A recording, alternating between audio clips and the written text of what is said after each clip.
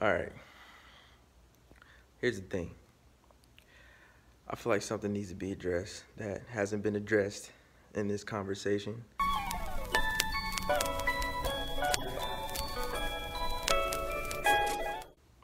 First of all, I'm not taking anything away from LeBron James. He's one of the greatest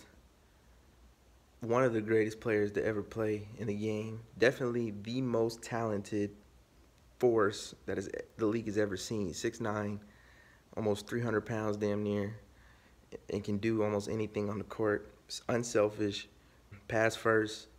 We've never seen a superstar like that with his physical gifts. So it's really interesting to see that. But this is what people really aren't saying.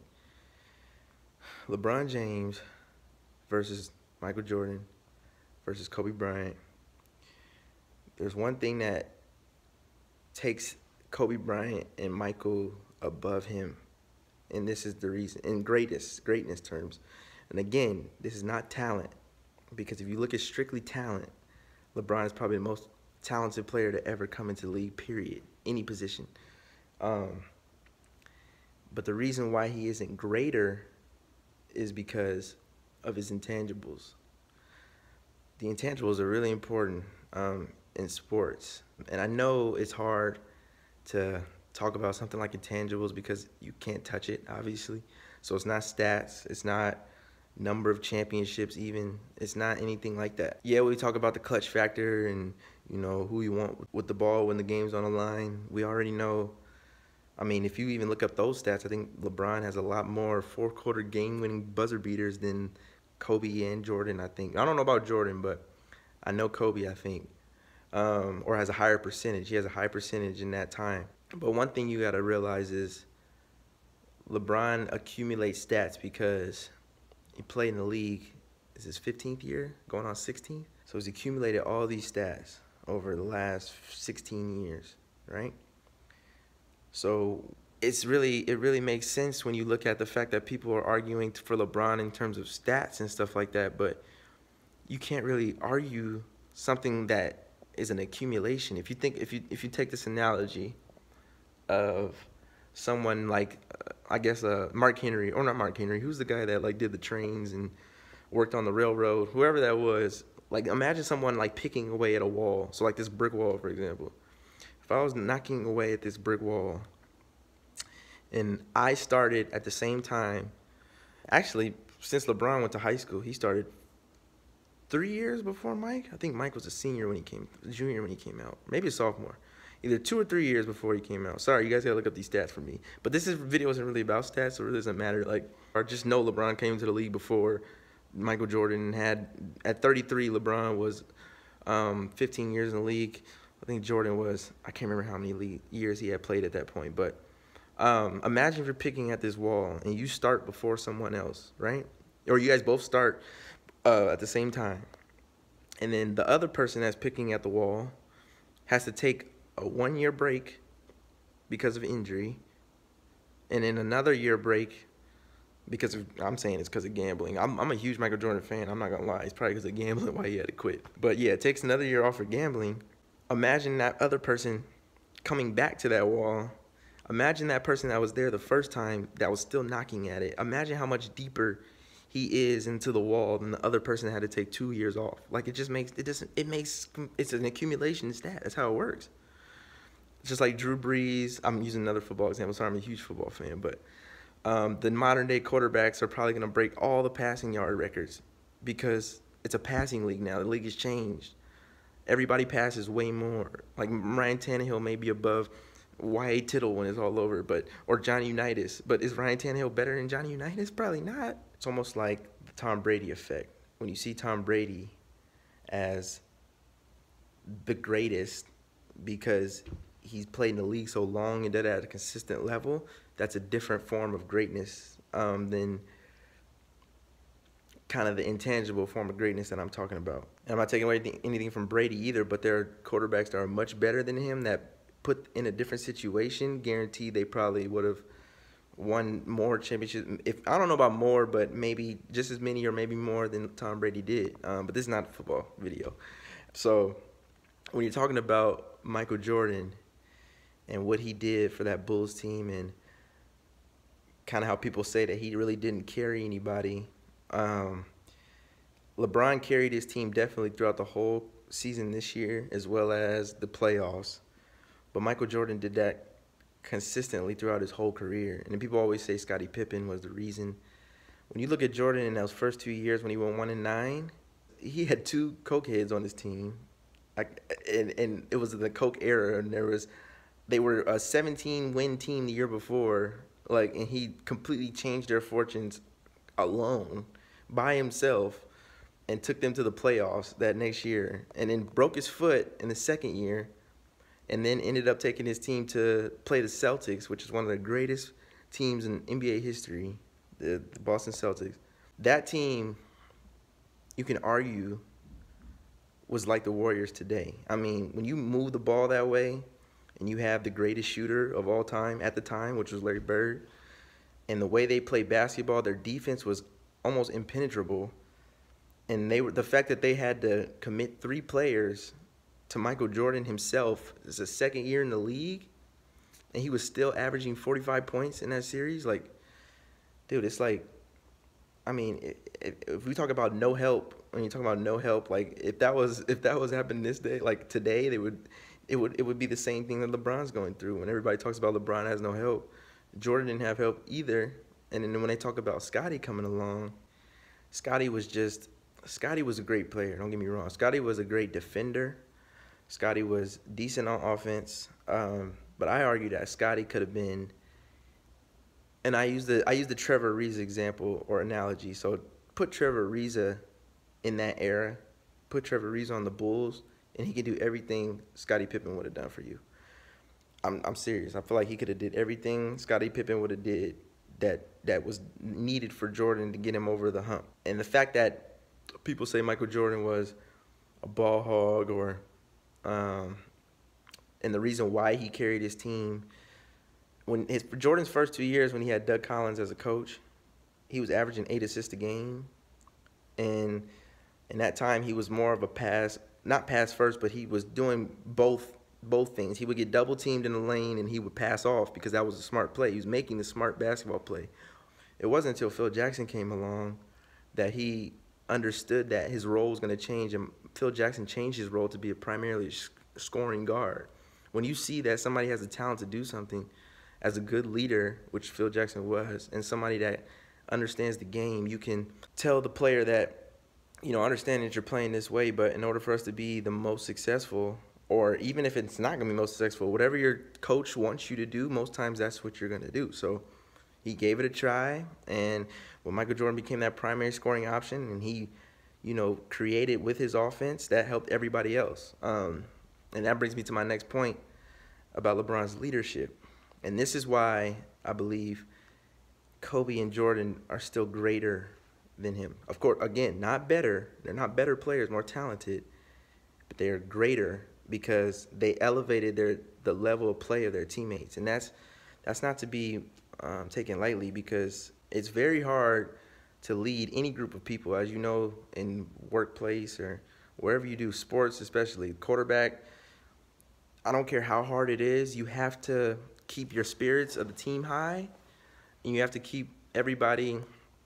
You can never throw your teammates under the bus, and you have to elevate everyone's play to a new level, especially when the team isn't that good. So you see that happen with Jordan's team, that he was probably those first couple of years, it took him a minute to learn that leadership role, but eventually he elevated the team of his play and got everyone to play at a higher level, and that's what eventually got him to win as many championships as he did. No one three-peats without team chemistry. I'm sorry, even with 2 players, I mean, look at LeBron and Kyrie. They could have, obviously, if they had team chemistry like the Warriors do, you could argue that they would have won more than one championship when Kyrie was there. And that's the reason why LeBron's teams are losing now.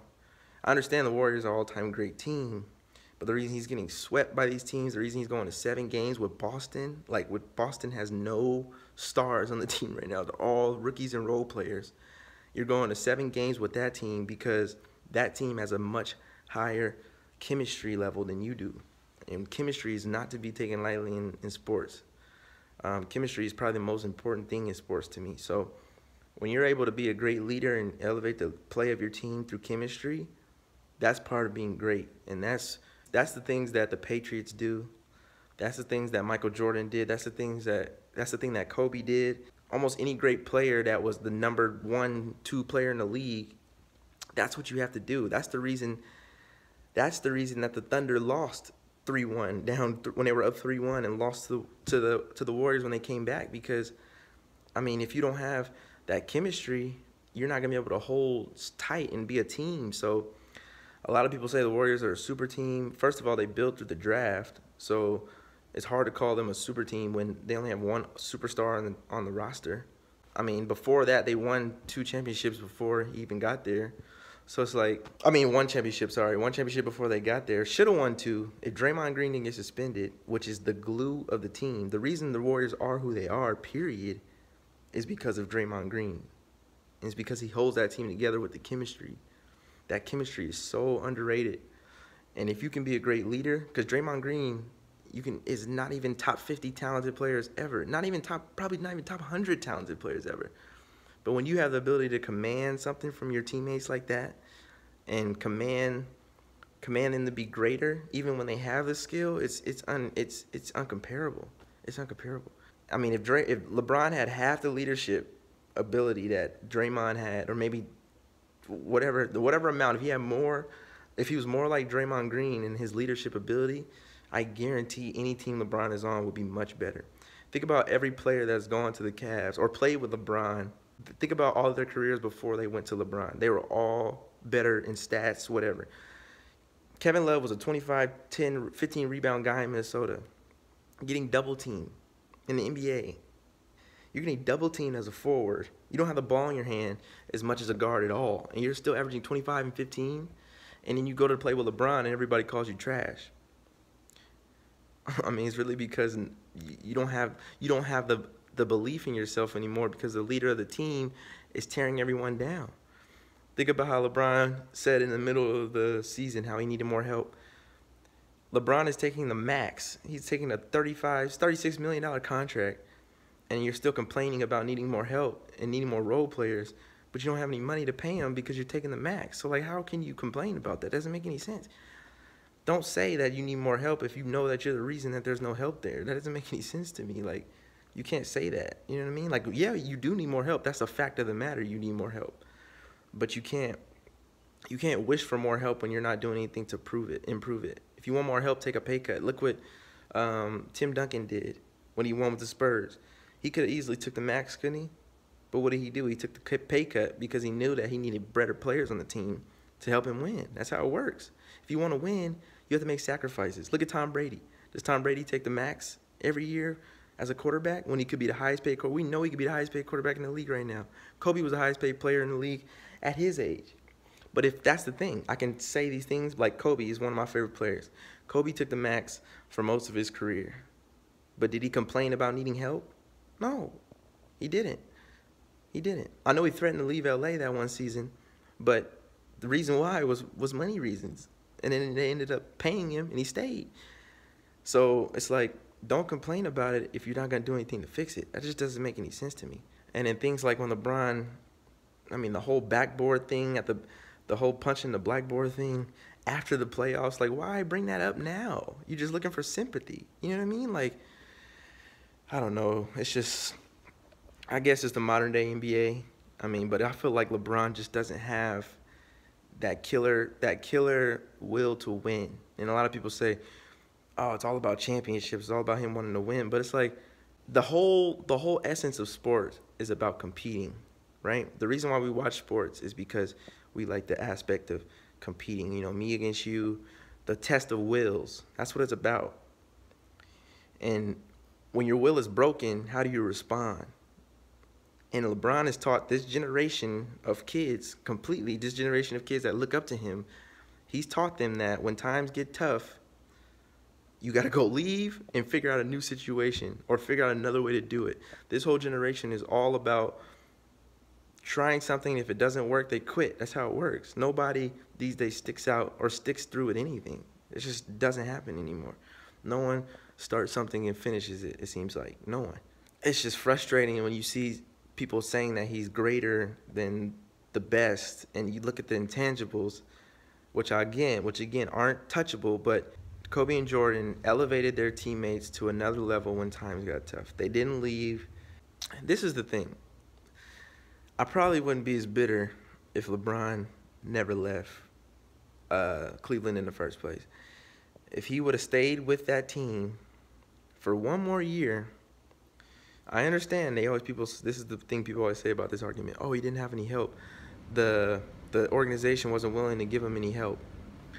Well, I argue that people saw LeBron's greatness at a young age. Obviously, when he first came in the league, everybody understood that he was going to be the next greatest player in the NBA. And also to that point, free agents, as you see, like after he went to Miami, free agents were willing to play a whole season for 2 Chips Ahoy cookies and a half a glass of milk. So it's like they would have been willing to do the same thing in Cleveland. I guarantee you. I understand Cleveland's not a big market, but if you want to win, which like most players do, especially in the twilight of their career, you could have so many veterans that were willing to play for almost nothing like they are now with LeBron. Look at the people that follow LeBron everywhere in his career. Look at James Jones and Mike Miller, all these players that were just tagging along to win that elusive title that they always wanted. Because you understand that you have a great player like that, you can do it. And if he would have stayed and not created that super team in Miami, this whole Warriors KD thing would have never existed. Yeah, you would have probably had to play the 2015 Warriors because they built it the draft. They had no superstars. They still have only one superstar.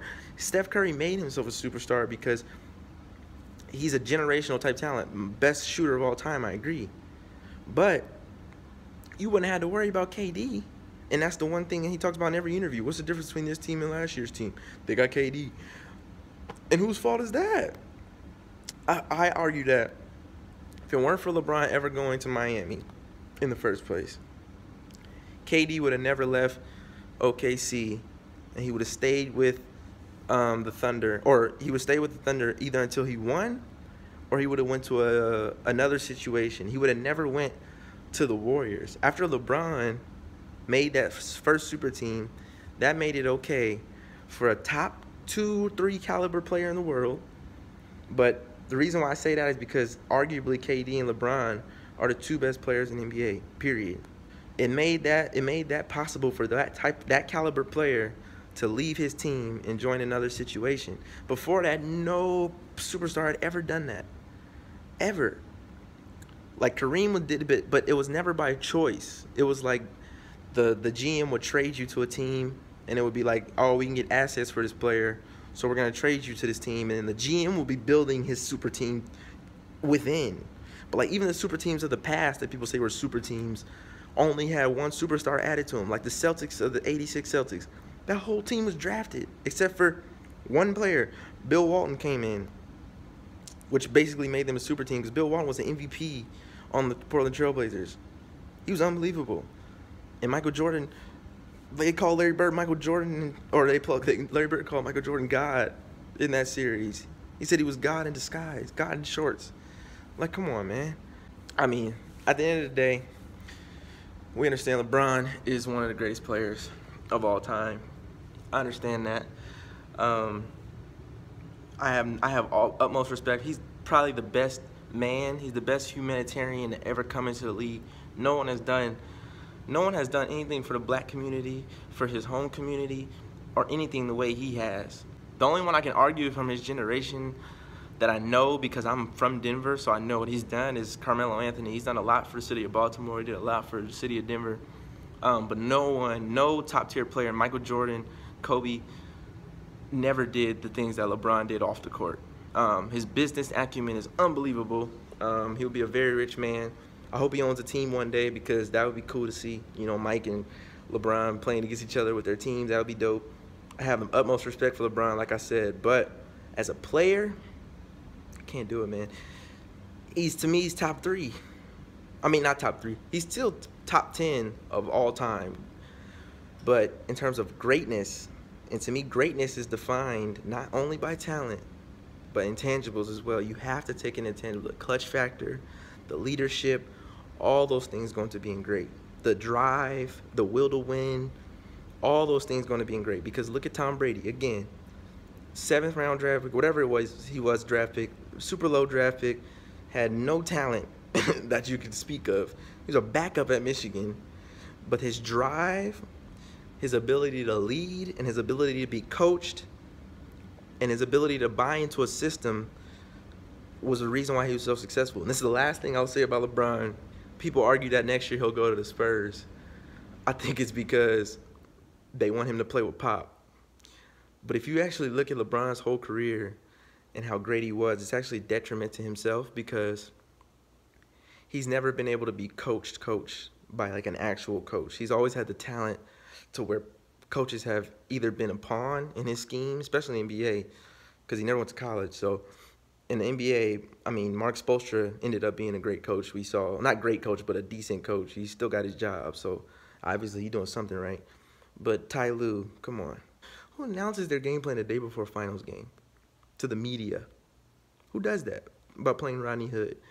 Who does that? No one does. No coach, great coach in their right mind has ever done that. Has Greg Popovich ever done that? No, because it just doesn't happen with coaches. Because Ty Lue was a pawn in that scheme. I hate to say it, but he got David Blatt fired so that he could hire somebody that he could control and tell whatever to. You see LeBron on the bench after that JR play in game one, when he was just looking all distressed and pissed off that JR made that play. You don't do that in that moment. Look how Steph reacts. Next time you guys watch basketball, look how Steph reacts whenever anything bad happens. Whenever anything bad happens. He shrugs it off, or he'll go high-five his teammates. That's how it works. That's what you do when you're a leader. Draymond Green, he never is negatively throwing his teammates under the bus, because that's not what you do as a leader. Sports is, if you ever play sports, that's how you do it. But LeBron is just one of these players that he's had his way so long that he just does things his way, and I understand that. I mean, if you look at he's never been in the dunk contest. Every great player that has entered the league was in the dunk contest.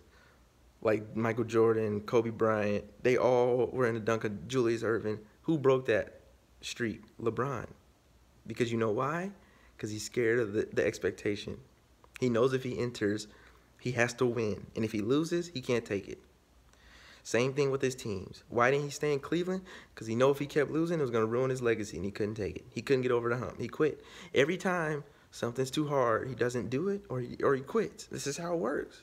And to me, you can't be a great player or not human being. You're a great human being, but you can't be a great competitor if that's the case. And to me, when it comes to sports, the most important thing is competitive nature. To me, you can't be soft-spoken and passive and be called the greatest player ever. You just can't do it. Look at every great player in every sport, greatest player ever has been a fierce competitor.